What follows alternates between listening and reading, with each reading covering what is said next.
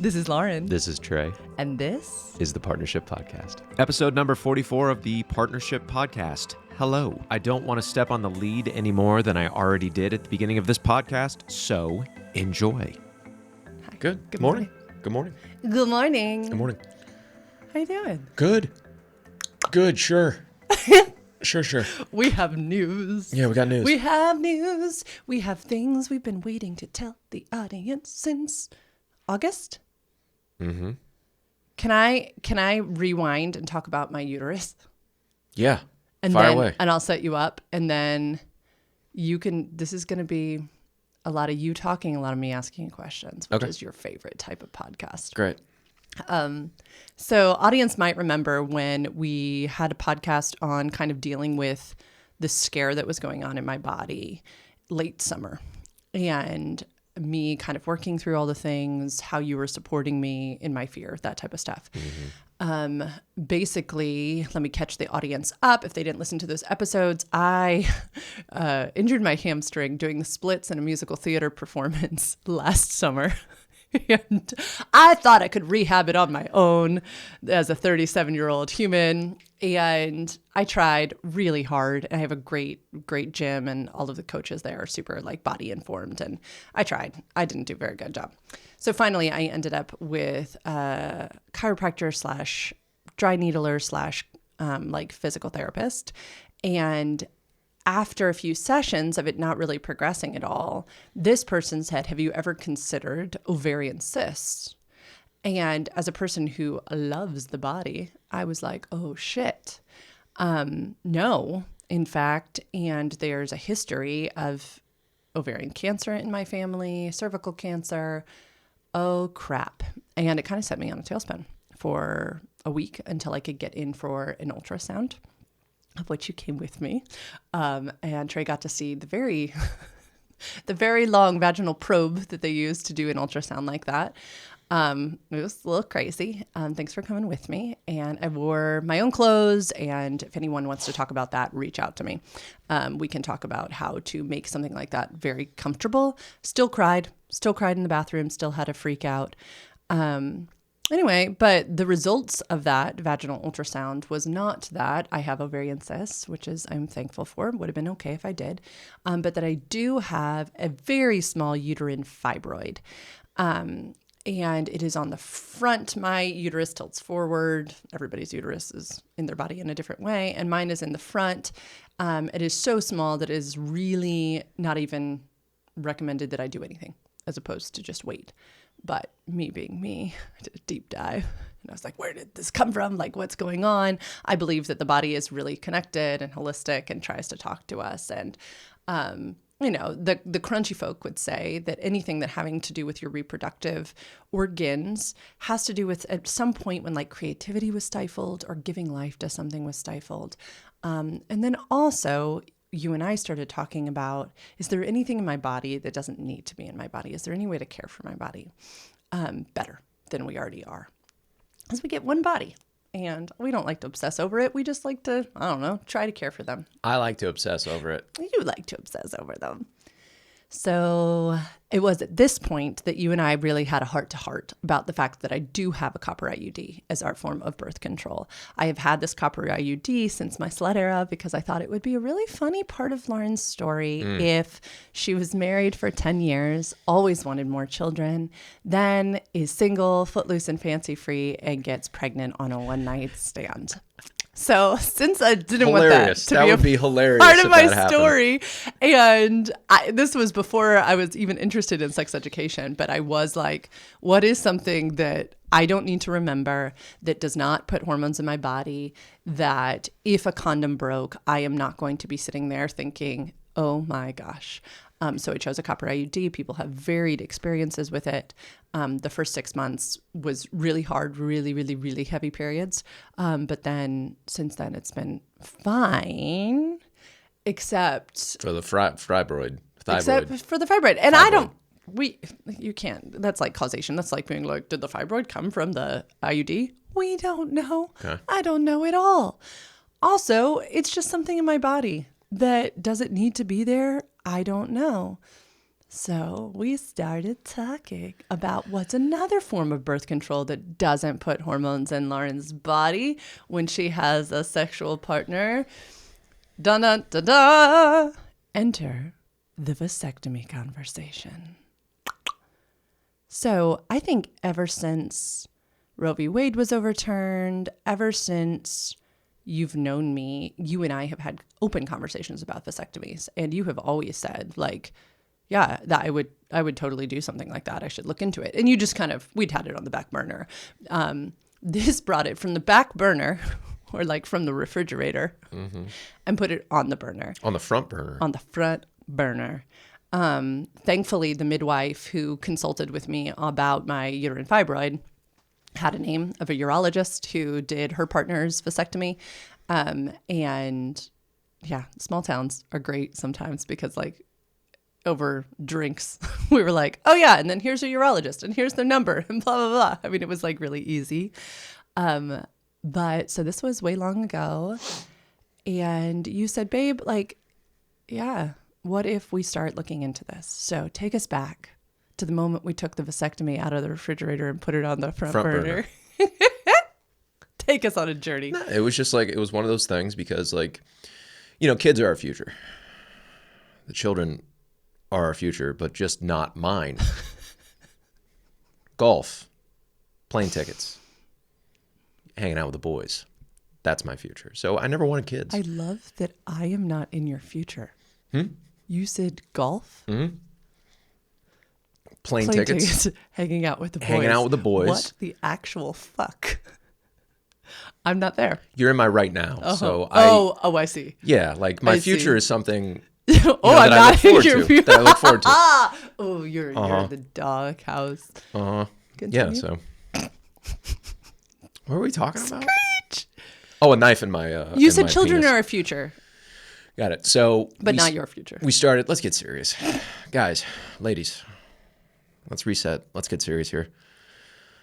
Let's talk about a knife going in my dick. So yeah, just started looking it up. I got a consult, and then went in and talked with the doctor that eventually would perform my vasectomy, and I just got snipped Monday. So we're recording this Wednesday. So currently, if you're listening to this, my balls are still a little bit tender.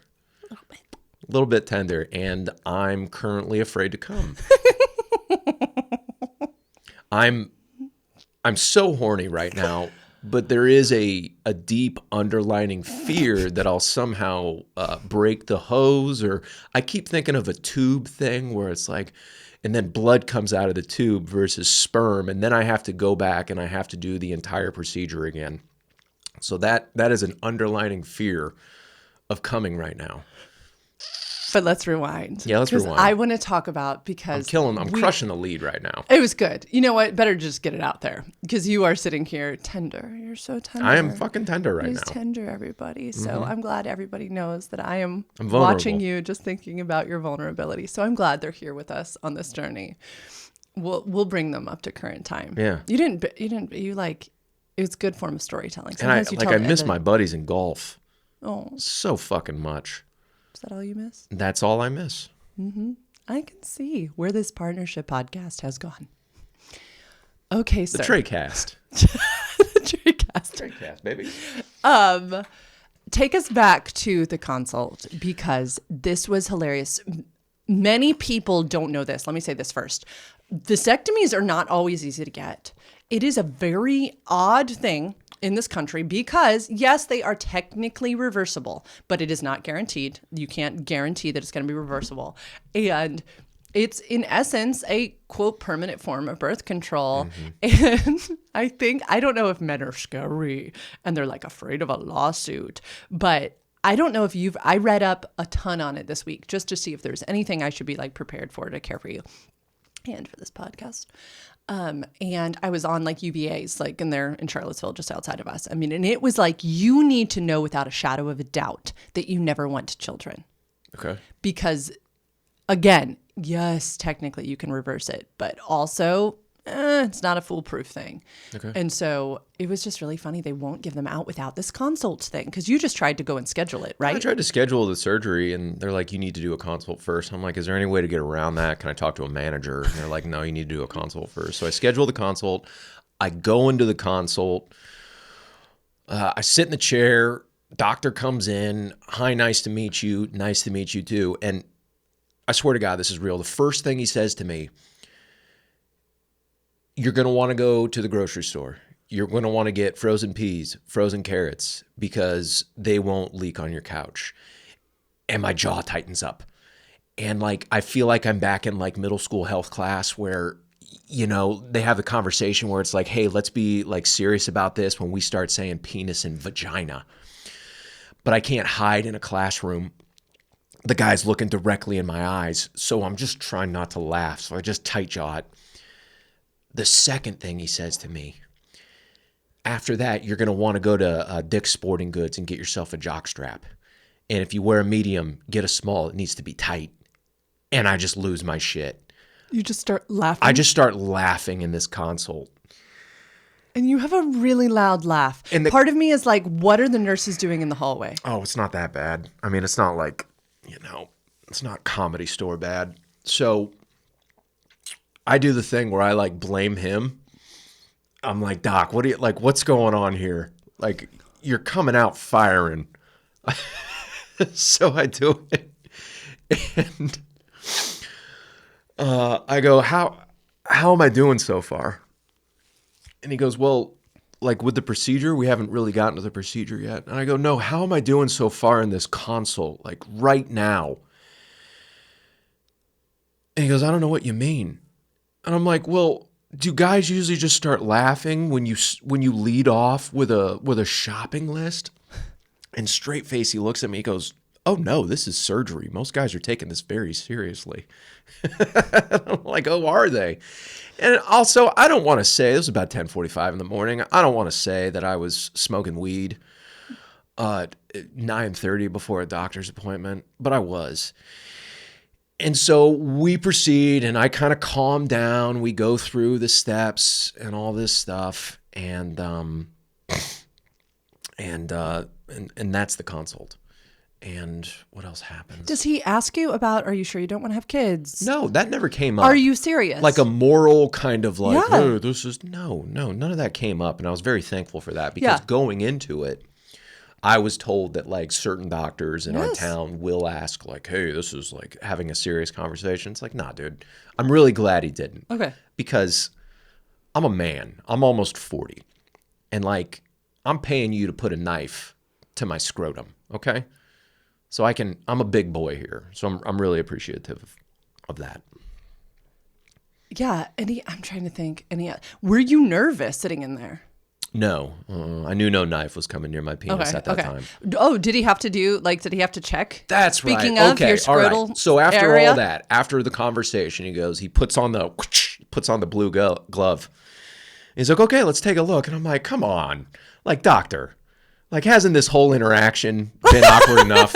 You have to see my penis now. And I finally did get a laugh out of him with that. Because I do this all day. I'm like, and so I dropped my Lulus. I showed Tinas, just like limp Tinas. And my bush was wild too. Like so many just Had you wild not gray thought, hairs. oh, he might need to check things? Get like a nice trim for him? You hadn't thought like little manscaping might be nice now? Nope. He just saw Tinas and wild bush, hairy balls. It was disgusting. And so then he felt around my balls. And there is a thought in my mind where I was like, dude, if you like this, you might be gay. And so he felt around. That's it was internalized homophobia, everyone. Yeah. It was all very professional and stuff. And then I put my Tinas back in my pants. And my thought was like, wasn't that bad? So sexual fluidity, everyone. That's right. And that was it. Okay, and then flash forward to what? I want to say that was in the summer. And that was like first 6 weeks. Opening, it took 6 weeks to get the surgery. First opening they had was this past Monday, October 2nd. And I remember us putting it on the calendar and saying like, that is forever away. Like, okay, we'll cross that bridge when we get there. And Yeah, we didn't really talk about it or think about it. I've wanted you to tell that story for forever because it was fantastic. But you were like, no, we gotta wait. We gotta wait and put it all together because you are a master storyteller. Not really. I don't think I'm very good at it, but thank you though, baby. Yeah. So my vantage point, you were just real chill building up to this week. Until the day of. Yeah. The morning of, I woke up because this is what it was. You got to get prepared. You can't. Okay, yeah, I had to shave my penis and balls, especially my balls. Stressful process, especially if you're going down to like the skin. And I went dry. Like I didn't shave, but I went dry trimmer because I'm stupid, honey. And I'm not used to it. I never go that low. So I finally got a little bit smarter at the end where I put some like coconut oil on it. Anyway, so like balls were shaved, dick shaved. Looks very strange. The day of, I couldn't have anything 3 hours prior, so I just had 1 cup of coffee and a little bit of water. So I was pretty pissy, and then it kind of hit me that I'm paying someone to essentially cut my nuts open.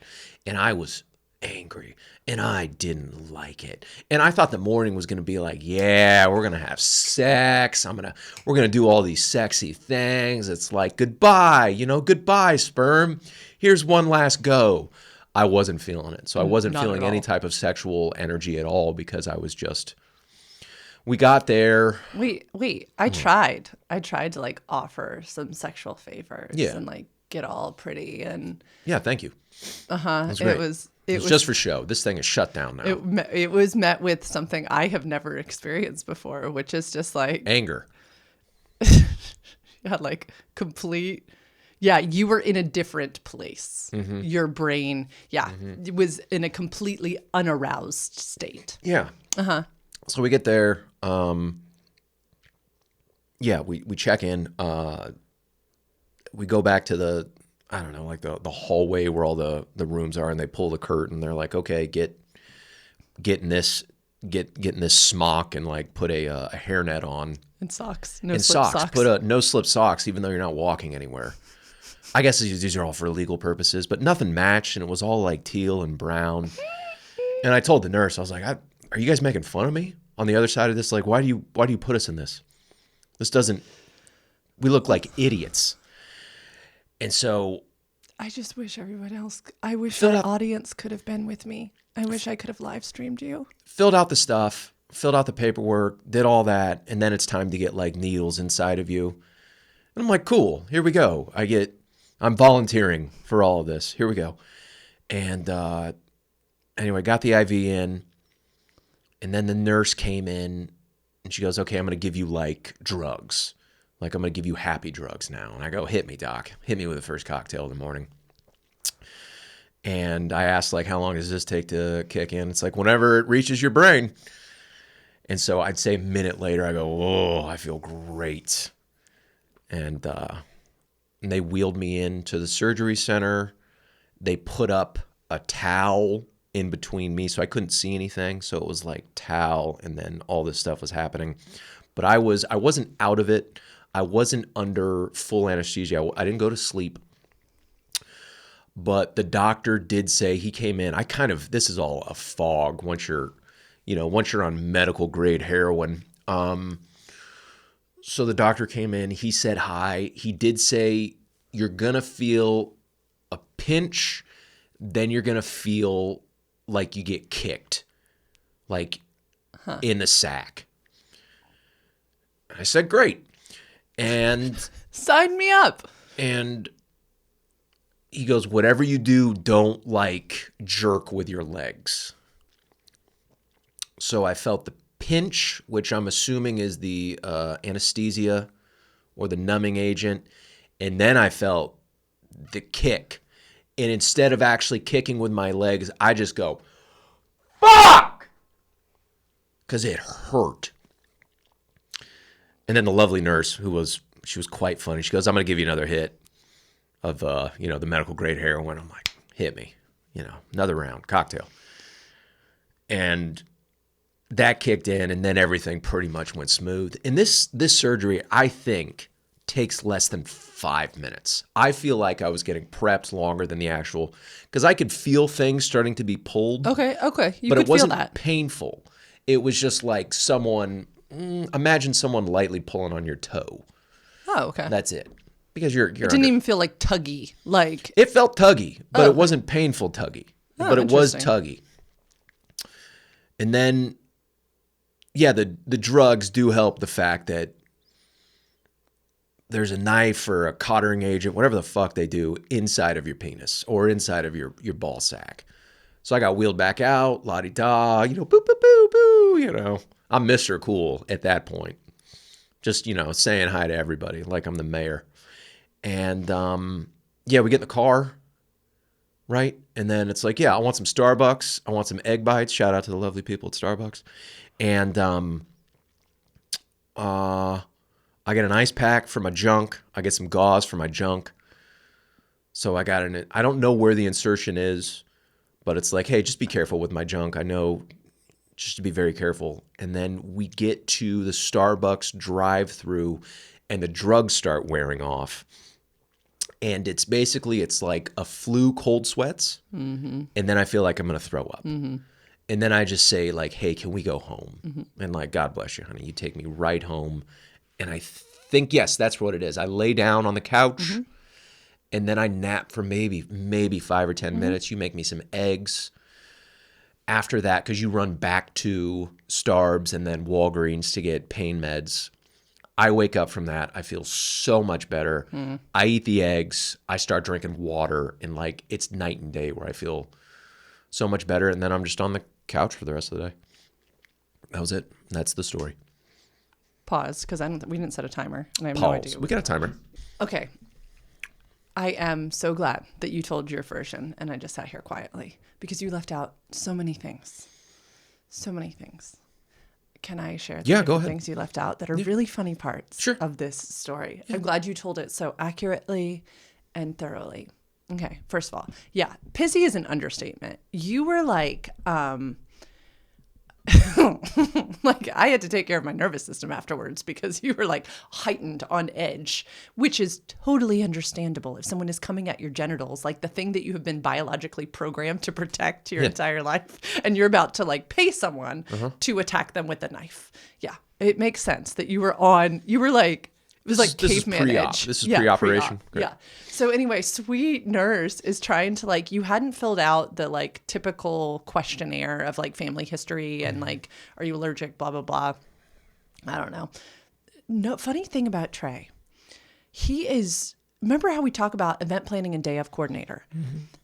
The reason why, oh gentle audience, I am the day of coordinator is that you do not like doing things on the day of, and he will leave out important details that like you have to do. He'll be like, I don't want to do that. So like it happens when we fly. It happens in these stressful situations. Something comes over him that's like, I don't want to do that. And I'm like, okay.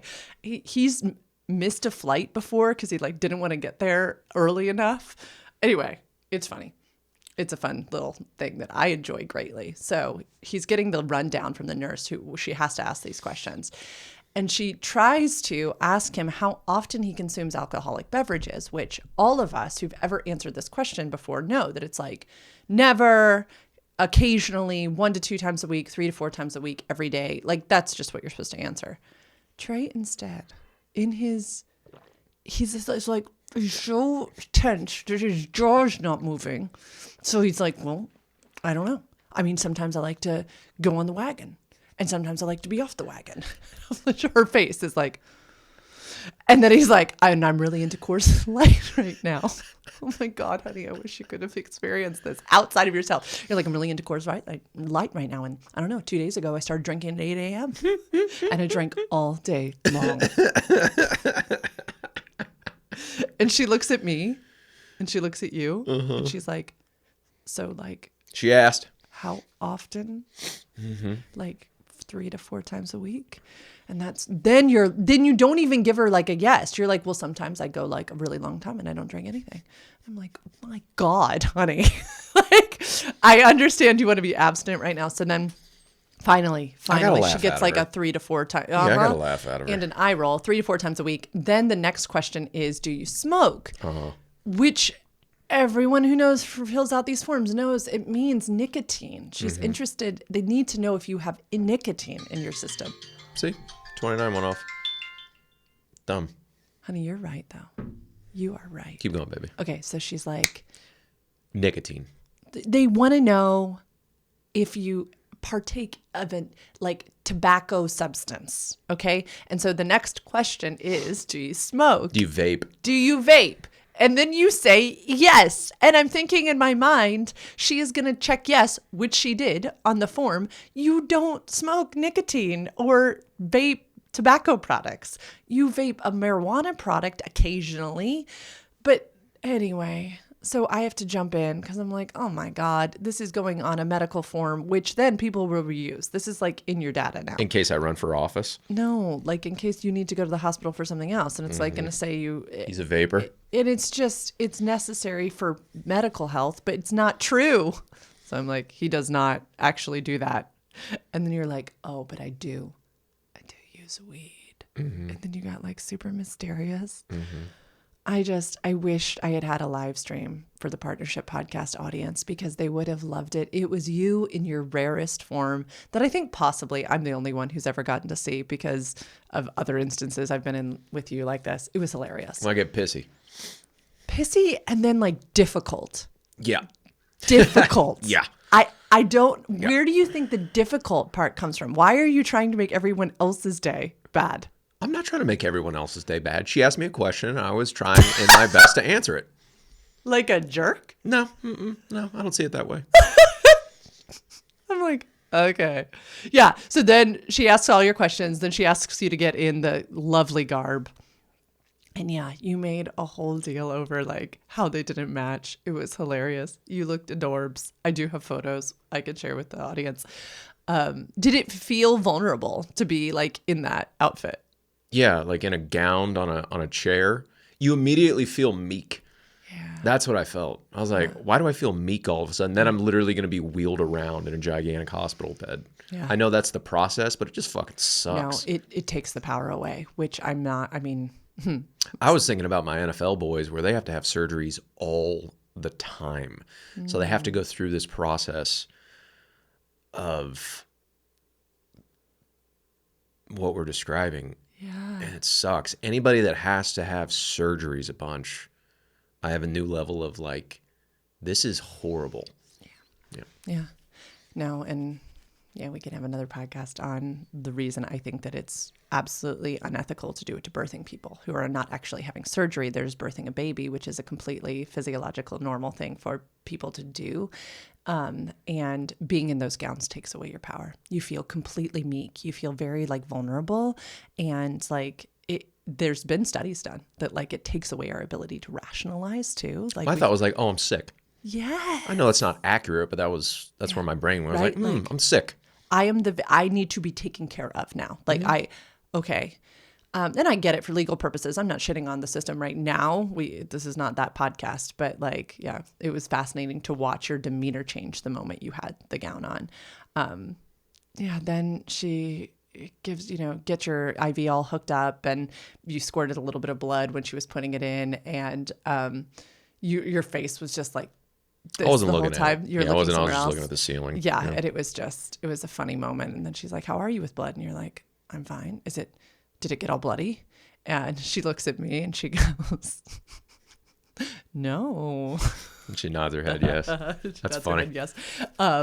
We had a grand time with you. And yeah, then she went away. Another nurse came in, explained like discharge stuff, take care of yourself. Oh, this was the other hilarious thing. They're like, did you bring the tight jockstrap underwear yes. so that we can take back with us and we'll put it on you post-surgery and it'll just be set to go. And so we're like, yeah, this is such like a quintessential Trey moment. And I'm so glad the audience gets to come because you are so prepared, excepting sometimes you do this. So I go to pull out the 2 different jockstrap boy short underwear things that you get. And I pull them out and I'm looking at them while the nurses are talking to you. And I'm like, why does it say youth? And I'm like, well, Trey's a small man. Maybe he really thought he needed a youth size. And so I get the medium ones out, the medium youth, and I pull them up. And no lie, the leg could have maybe gone on my forearm. Correct.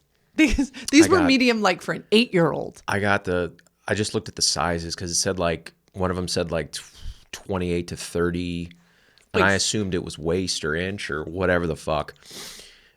But they were for little boys. So and there was that jock covering part, right? The junk part was like so small. It was for a child. Yeah. They were both youth size, so I accidentally got youth size. And so there's 2 nurses in there, and I'm in my smock, and I've got a needle in my arm. And then Lauren's over there, and I see she holds it up, and I go, yeah, I can get my fist in a pan. And so that's not, she's like, should we cut him? Should we try to cut him? And then I just turn to the nurses, and I go, this is all highly embarrassing. This is all disgusting and embarrassing. Do you remember what she called it? She said, did you bring any? Oh, yeah, so funny. Scrotal wear. She's going through the process, and she says scrotal wear. And that was the funniest thing I heard all week. He did. He lightened up at scrotal wear. Yeah, I laughed hard. Thank you. Scrotal wear. Because she was confused while she was saying it. Mm-hmm. So funny. Scrotal wear. Scrotal wear. And you did bring scrotal wear. They were just for children. Yeah, child scrotal wear. Your scrotals would not have fit. I have a man's penis and scrotum. Not a fit inside the Not child. a child's scrotal wear. So yeah, that was it. So surgery and here we are. The surgery itself, just for anybody interested, they told me anticipate 45 minutes. And I was like, since before we'll see you in 45 minutes. And I was like, great. I really needed a cup of coffee. I don't know if I've even told you this part. So I pieced out. I ran as fast as I could, drove my car to a local joint, got a cup of coffee and a muffin, and got back. I was gone for maybe 15 minutes. I walked in the waiting room, sat your clothes down with me with my coffee, and then heard Mrs. Oh, right. Cool. I was gone maybe 15 minutes. So it was 15 minutes. And then I came back, and yeah, you were a different man. You were like, baby, come here, give me a kiss. And I was like, oh, thank God, he's back to himself. No, honey, I was on medical grade heroin. No, I wasn't myself. I was a version of myself. Mm-hmm. I was a happier version of myself. Yeah, and then we got you up. We had no scrotal wear. The one thing. I just held my dick. I just held my dick while I got in the car. Uh-huh. That was it. Yeah, and so we the one thing we needed, put though. You there. I didn't even have underwear on. I know. You couldn't walk out to the car. They had to put you in a wheelchair. Mm-hmm. There definitely was. Did you see the mess all over the bed? That was fun. Mess all over the bed? Mm-hmm. Blood? You guys keep describing my blood as mess. It's a little messy. It's like, do you mean my fucking blood? Stop describing it as mess. Well, I don't like it. I'm sure this was more than, because I'm sure they used a sterilizing agent, and sometimes that can look like iodine. So sometimes, because this was not just blood, it was also fluid. Yeah, they did. Yeah, they did. Yeah, disinfect my balls. Anyway, so how's recovery been? So we've been interested in... Yeah, horniness, how will that... Yesterday you told me you had, what? Above sex, you had transcended, I think were your words? Oh, yeah, I'm past, being obsessed and horny. I'm in the clouds now. And boy, is it lonely up here. So, no, the waves of horniness come and go. This morning, so horny. Your brain, you can feel your brain fire.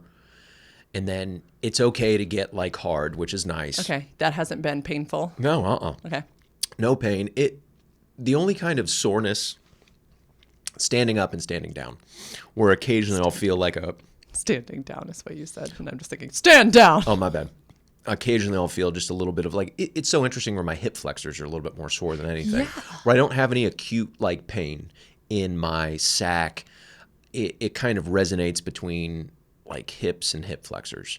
And so just kind of taking it easy. I'm on day 2 of recovery. Day 1 kind of sucked, but it was whatever. You took such good care of me. Thank you. And then I made you soup. Yeah. I guess day 3. I'm on day 3 of, I don't know what you call Monday, day 0. It'll be 48 hours today at 11. In a couple hours. Uh-huh. Yeah. Uh-huh. So it's fine. So just, It's healing nicely. There's just slight bruising on my scrot, and but that's going down. But I am afraid to come. So I'm afraid to crumb. Yeah. I'm so curious when you'll get over that fear. Me too. Then it's off to the races. Yeah. The funny thing is, so you have to give a specimen. I was reading this last night at 6 weeks. 6 weeks, and then again in 8 weeks. Mm-hmm. And yeah, the more you come, the better, because we push those babies through. Mm-hmm. Just a little nerdy sex educator thing. This is not going to change his ejaculatory response. This is not going to change your what comes out of your body. It's just not going to hold any sperm anymore after everything that was already in the vas deferens had you had some, some reserves. They were like already in there waiting for the charge, and we have to let them out of the gate. And then, you'll be sperm free. Sperm free. I keep thinking, like, how do you describe it? Yeah, like a thick snot versus like very watery. I was like, is my cum going to be just slightly more watery because there's less batter in there? We'll find out. We and will then, find we'll come back and we'll talk about it on the internet. Yeah, I don't think I've read that. Yeah. Recommended no intercourse for a week, which I keep thinking it's probably so much like all my people who've given birth know that, we have a recommended like 6 weeks, but sometimes you're like, no, I'm really craving, some insertion before. Mm-hmm. I think it's totally going to be up to you after 48 hours. I think biologically, we know when to protect our genitals, and then we know when it's like, no, I want to try now. Yeah, I still have sutures or whatever. What is it? What's it called? Stitches? Yeah, I still have stitches in my sack. Mm-hmm. They're going to dissolve. You have the dissolvable kinds. Cool. So I'm not really feeling sexy time when I can literally see my sack with fucking stitches in it. I'm proud of you that you've been like checking on the progress and looking at everything. Looking at my own penis and balls. Mm-hmm. Because a lot of people don't want to look at their genitals, and I think it's a disservice. The more we are aware and monitoring the health and well-being of our genitals, like an elbow, the better we know when something is wrong. And so infection is always a possibility with any surgery. And so the fact that you are watching and observing, you'd be able to tell if there was a slight bit of swelling or something like that, or redness. Yeah, I'm going to hit it with a little hydrogen peroxide after this. They good said talk. that. Uh-huh. Yeah, it was good talk. Yeah. It's just always good. Overall, I don't know. What would you say about the experience? A 0. I give it a 0 out of 10. Fucking sucks. No, really? The long-term benefits is you get to take your IUD out. Mm-hmm. And this is a really good, we get to take that out. So that was the why. Mm-hmm. Like, why are we doing this? Yeah, you get to be like hormone and copper free. Mm-hmm. So cool. So thank you. Yeah, you're welcome. From a birth control option, if people with penises are not interested in fathering children, like you said earlier, if they're interested in golf and their buddies in plane flights, I think it's a really incredible option, because people with uteruses right now in this country are the ones bearing the entire responsibility of not getting pregnant and putting hormones and copper and, all the other things in their bodies. And so thank you. Like, from a human perspective, it means the world to me. The world to me. I understand that having someone come at your very valuable genitals with a knife is not very fun, but thank you.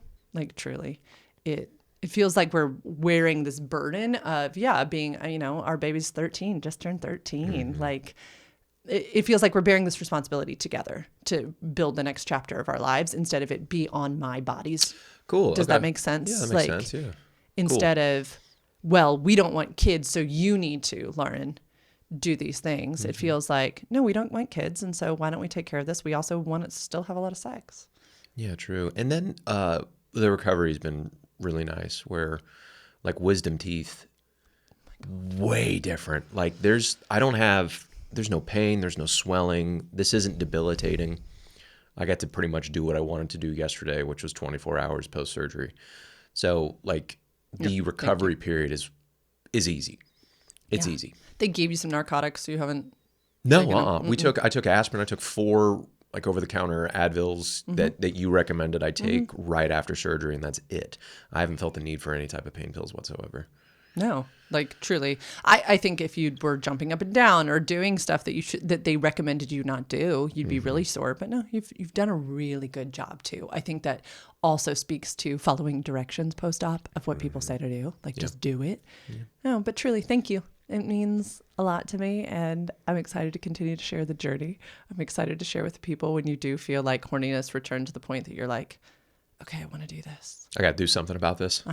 Oh, and thanks versus just push it down. Thanks for still taking care of my sexual needs and allowing me to while you've been. You're welcome. Yeah. That's right. Yeah. The other fun part about this, and then we will close up because we got to go, has been that it feels like an obstacle to me. Like it's made me really horny because Jack Morin, again, excitement or attraction plus obstacle equals excitement. So my like wanting level has been really, really, really high because I can't have something. Yeah. And so that's been really fun. I don't know. So everybody just pretend to have vasectomies in your house. Because I've just been That's your kink. I've been really horny, and Trey has been great at supporting, masturbatory practice, being there in the space, giving wonderful pleasure to me when I know that I can't give that back to him, and that's been really, really fun. So thanks for also doing that in the midst of your recovery. Such a good sexual partner. People got to come around here. They do. You're very welcome. Thank you for taking care of the coming. Companionship, comedy, and coming. 3 C's. 3 C's. The 3 C's of partnership. Hilarious. Love you. Thanks for listening to this episode of the Partnership Podcast with Lauren and Trey. Remember, this is a how we podcast, not a how-to podcast. And the opinions expressed on this podcast are ours. We encourage you to go out and make your own. If you'd like to chat with me about the type of sexuality education that I do provide to individuals, parents, and partners, you can try to get on my calendar. Go to www.sexedforyou.com/free consult and request a consult. I love working with individuals, talking about all things related to partnership and sexuality. So I hope you have a wonderful day. And yeah, remember, these are literally just our experiences. We really encourage you to do your own research on everything, including the forms of birth control you use. Have an awesome day.